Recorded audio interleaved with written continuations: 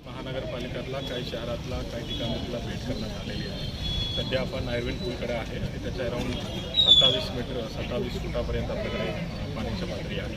तर मी पहिल्यांदा सर्व सांगली जिल्ह्याच्या रहिवाशांना हे आश्वासन करू इच्छितो, सध्या आज रोजी तरी कुठलाही पुराचा धोका दिसत नाही आहे, परंतु काही लो लाईंग एरियाजमध्ये जर वरतीकडे जास्त पाऊस असंच कंटिन्यू झाला तर आपल्याकडे थोडा लो लाईंग एरियाजमध्ये पाणी येण्याची शक्यता आहे। त्यासाठी सगळ्यांनी तयारी ठेवायची आहे, म्हणून आम्ही सगळ्यांकडे तपासणी करतो आहे।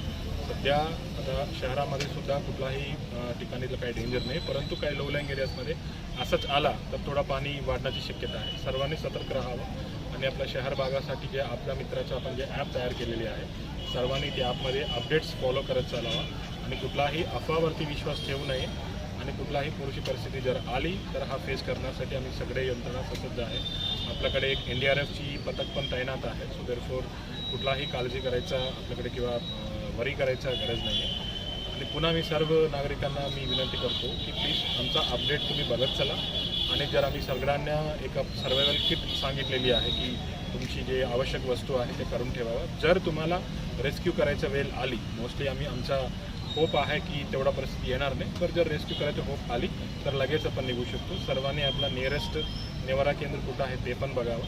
मी पुन्हा सर्वांना आश्वासन सांगू इच्छितो की आजच्या रोजी तरी सध्या पुराचा धोका दिसत नाही आहे, परंतु जर अजून येणाऱ्या दिवसामध्ये काही झाला तर त्यासाठी आपण तयारी ठेवायची। थँक्यू, नमस्ते, जय हिंद। 27 फुटापर्यंत पाणी सध्या आहे।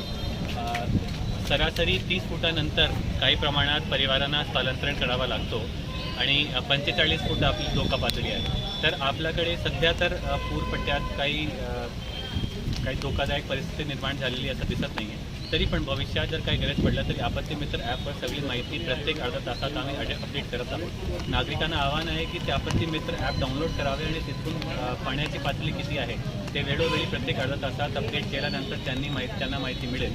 त्यासोबत तिकडे कुठे कुठे पाणी पोचल्यानंतर कुठल्या कुठल्या निवारा केंद्रावर स्थलांतरण त्यांनी व्हायचे आहे आणि कुठल्या क्षेत्राच्या नागरिकांना स्थलांतरित व्हायचे आहे ती दोन्ही माहितीसुद्धा आपत्ती मित्र ॲपवर आहे।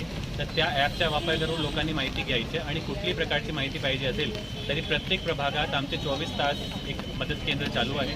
सांगली शहरातील मुख्यालय येथे वॉर रूम येथे पण एक 24 तास मदत केंद्र चालू आहे। त्यावर तो सुद्धा फोन लावून आम्हाला माहिती विचारू शकतात, मदतची मागणी करू शकतात। त्यासोबत माझ्या नागरिकांना एक आव्हान राहील की ज्या नागरिकाच्या घर धोका पातळीमध्ये येते त्यांनी एक पिशवी असेन्शियल आयटम्सची तयार करून त्यांनी त्यांच्याकडे तयार ठेवायचे, जेणेकरून महानगरपालिकेला गरज पडल्यानंतर लगेच जास्तीत जास्त लोकांपर्यंत कमीत कमी वेळेत पोचू शकतात आम्ही आणि लोकांची मदत आम्ही करू शकणार। जय हिंद, जय महाराष्ट्र।